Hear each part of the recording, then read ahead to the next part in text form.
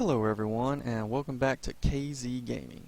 We're going to talk about one of the new features they added in RetroArch 1.4, but before we get into that, real quick, this is the first video I've made since I split my YouTube channel into a few different channels because I had a mix of different content all on the same channel.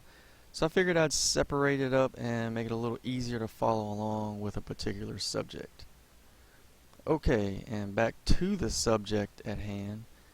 This cool new feature, I didn't even notice it until a couple of days ago on 1.4.1.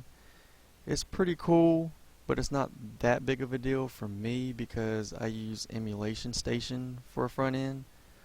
I just love the way Emulation Station looks and the way it's set up. So I don't even see the RetroArch menu that often. So the only time I'm going to see it is when I'm going to make changes in the settings. So the people that use RetroArch as their main front end, they're the ones that are going to benefit from it the most because they'll be in those menus a lot.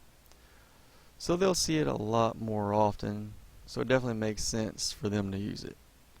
So let's see here. Here's the golden color. We got electric blue, which was that first new color they came out with. There's apple green, undersea, volcanic red. The dark was my favorite one, but it kind of got old kind of quick because it's just, I guess, too much contrast and too dark. There's plain, then there's the legacy red from the old school days, dark purple, and the midnight blue seems to be my favorite one now because it's got some contrast, but it's not too much contrast. So there's the colors, and then also you have the background animations, which they call the menu shader pipeline. See, I like this heavy snow the best. Then you have the bokeh or bokeh, however you say that. You can even turn it completely off in case your computer can't handle it. I haven't even tried it on the Raspberry Pis yet. I'm thinking the Raspberry Pi 3 should be able to handle it just fine. Then you have the simplified ribbon, and then there's the regular ribbon they had came out with.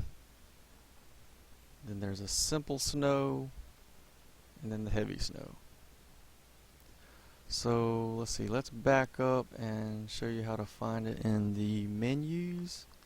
So let's see, I usually like to use the controller, but we'll bring the mouse in here to help highlight what we're doing. So when you first turn on RetroArch, you want to go over one column to the right where the settings are, and then scroll down to where you see user interface